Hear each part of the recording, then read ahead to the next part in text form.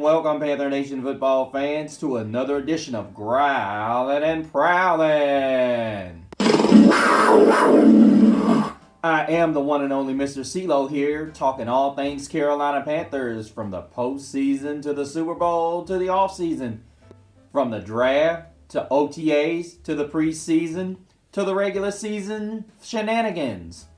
Let the growlin' begin.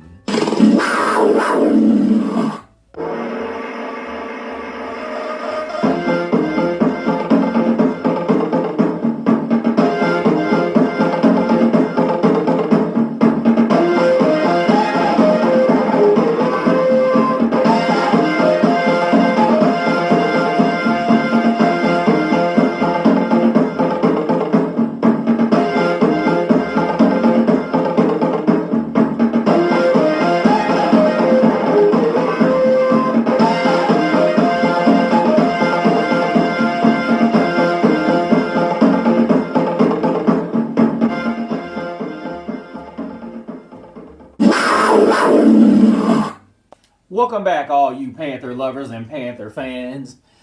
Glad you could join me for another edition of Growlin' and Prowlin'. But it's kind of a somber day here in Panther Nation. As you guys have probably heard almost 12 hours ago, Coach Frank Reich is no longer Coach Frank. Frank Reich, that is. As he was relieved of his duties as the Carolina Panthers head coach. And I don't want to say, rightfully so, because, and also as well as two of his assistants, in Deuce Staley and Josh McCown, which I don't understand what the relevance there was. I thought, honestly, Frank Wright had most to do with that. And I don't know. Maybe Jim Caldwell maybe has something to do with this. Because the offense was just not good. You guys know as well as I do. And it just was not a pretty product. And when I'm asked, and I haven't had enough polls put on the Growlin' and Prowlin' website, you guys, and that's my mistake, guys. I have been so worn down and beat up, but that's no excuse. But I want you guys to know we had a poll up a couple of months ago, you guys, and I want you to go to the Growlin' and Prowlin' Facebook. This is the heart of where we are. We have the YouTube channel where we upload the shows, and it's been over a month since the last time we had a post up there. And as I said, guys, it's been 2 months. Excuse me. My definite apologies there, but I want you guys to go back, look at the September 20th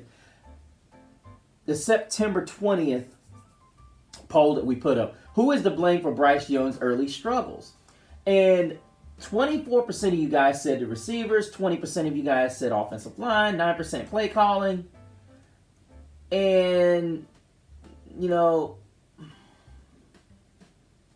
we just got to understand, 18% was coaching. And then 11% Bryce Young. Look, guys, here's the reality. Let's just call it what it is. We've got to come to an understanding that the reality of it is a lot of this is on Bryce. Because, the pick six, two of the pick sixes he's thrown were just bad decisions. Now we can sit back, and I've said that majority of the problems that we had here was the fact that Frank Wright was not willing to open the offense up. I'm sorry. And I've been saying this. Why do you, Frank Wright, keep restricting this offense? And this is why I'm not fighting for Frank Wright being here. But I do think this should have been a situation where there should have been more clarity as to what was going on. You fired Josh McCown and you fired Deuce Staley. My biggest issue with that is why fire Deuce Staley? Chuba Hubbard hadn't been the problem. A lot of this is on the offensive line. If anything, you fire the offensive line coach. Just saying. The running backs have not been the problem. Miles Sanders has been a problem. Raheem Blackshear and Chuba Hubbard has been pretty good. So I don't understand why you get rid of Deuce Staley. Deuce Staley was far from the problem.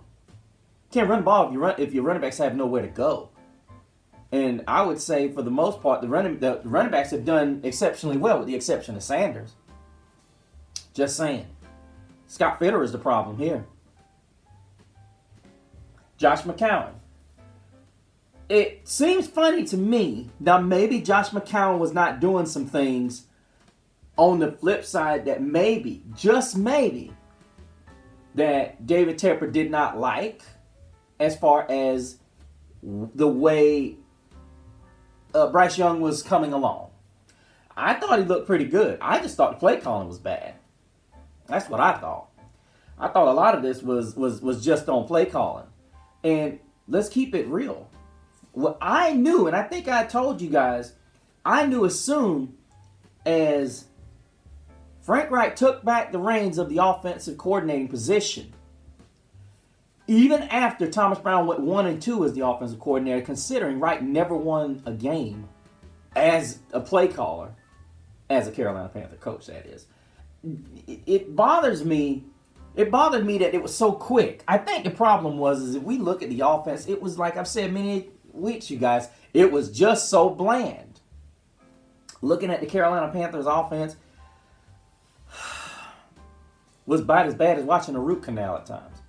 What I will say, and I hope Thomas Brown takes this and runs with it, because we actually got to see, by the way, I'm sorry, special teams coach Chris Tabor was appointed interim head coach. Now, here's the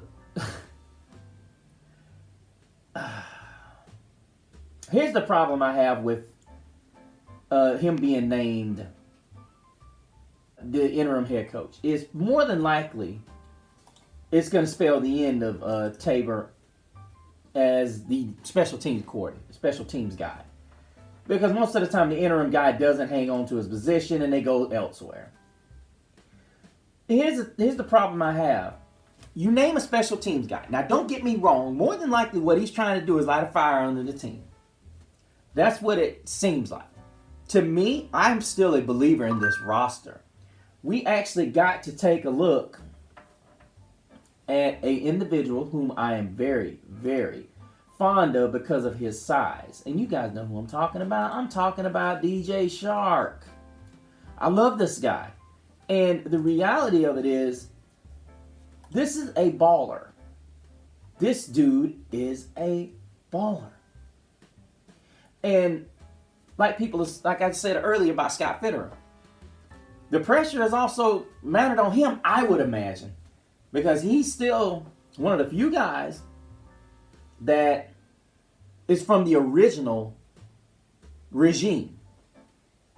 And a lot of the mistakes that have been befuddled the Panthers at this point have to do with Scott Fitterer, especially during what we like to call the Tepper era.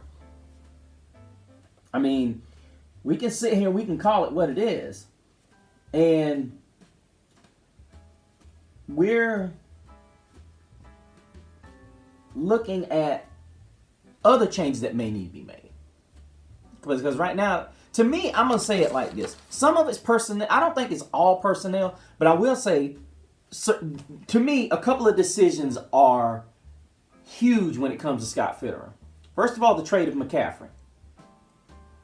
Because you're still going to have, if I recall correctly, anywhere from $30 to $40 million of his salary on the books.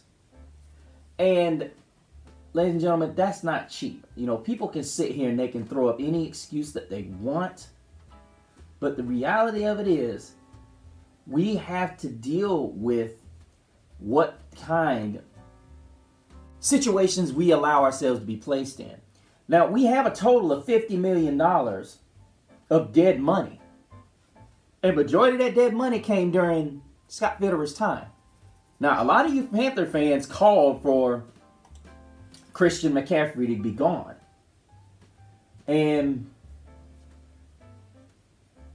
I'm going to be honest with you. And I'm reading what Anthony Rizzuti said from Panthers Wire. And he's talking about how much star power has been on this team. Well, I beg to differ. We just got rid of DJ Moore.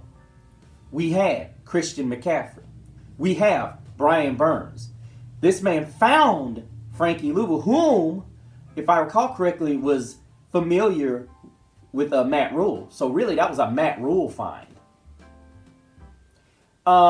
Same with Terrace Marshall, Chuba Hubbard.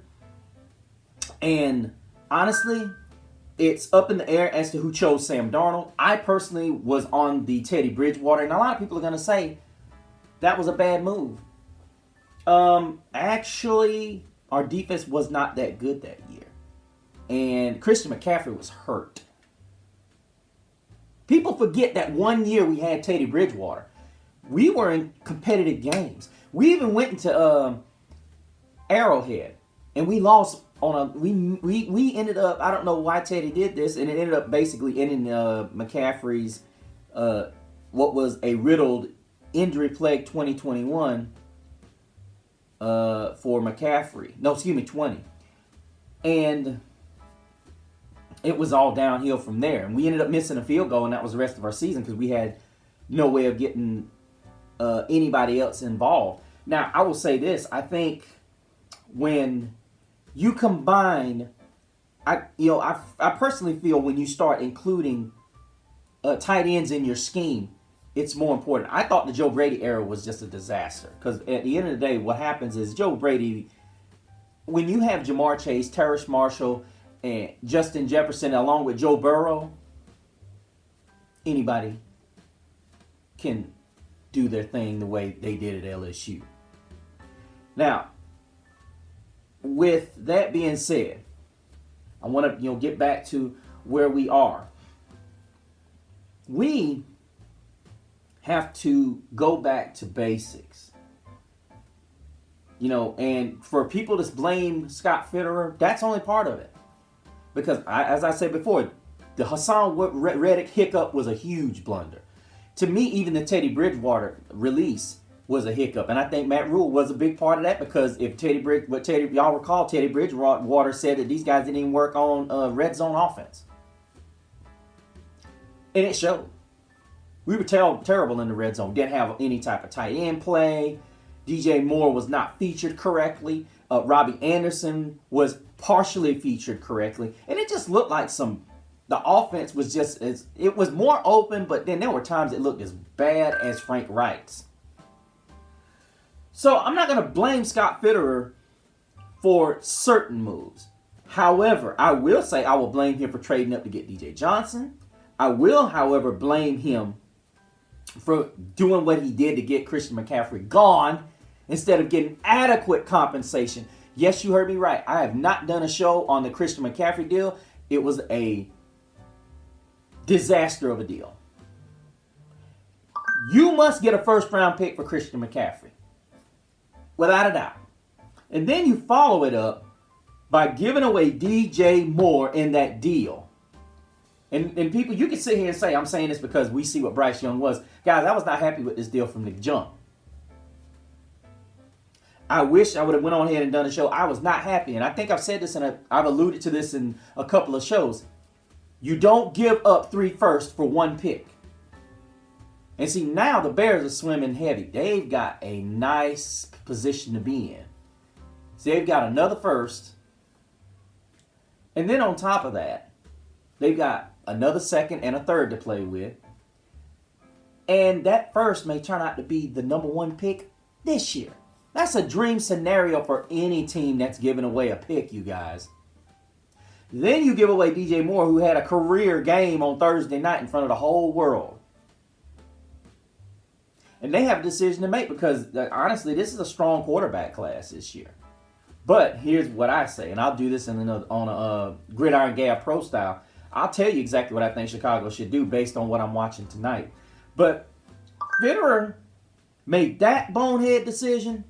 Then you trade, if I recall correctly, a third-round pick for C.J. Henderson. No, a second-round pick, excuse me. Well, let's just put it together. You trade a second and a third-round pick in the same draft for C.J. Henderson and Sam Darnold. You lost a second and a third round pick for Sam Darnold. And you had everybody, including myself. I was, one that was thinking that maybe this would right the ship. But unfortunately, the play calling wasn't where it needed to be.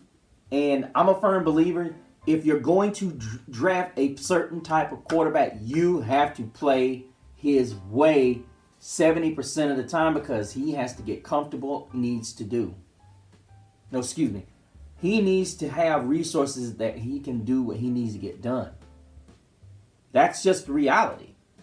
Bryce Young has the tools, but here's the problem. It's looking like he does not understand what he's seeing out there, i.e. the pick sixes. And listen, you guys know who I wanted. You go all the way back to the very first show on this platform. Go back to the very first one, you guys. And like I said, I'm very grateful that you guys are here. It was it would be show 31.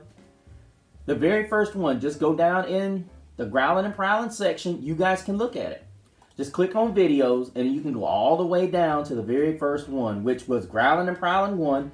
Which of the quad QBs will the Carolina Panthers draft? And even look at Growling and Prowling 2, the 2023 draftees, and Amari Barno, the Burner's Edge. Those two shows, I openly say that CJ Stroud was my guy because of his pinpoint accuracy. And guys, I'll mention this also on my show, Gridiron Gab Pro Style. I love this guy because he was just so flippin' dynamic throwing the football. Watching this game, I'm watching the Texans and I'm watching us. Because I love CJ Stroud. I love the poise that this guy goes. But here's the other thing that I love about what Houston's doing, you guys.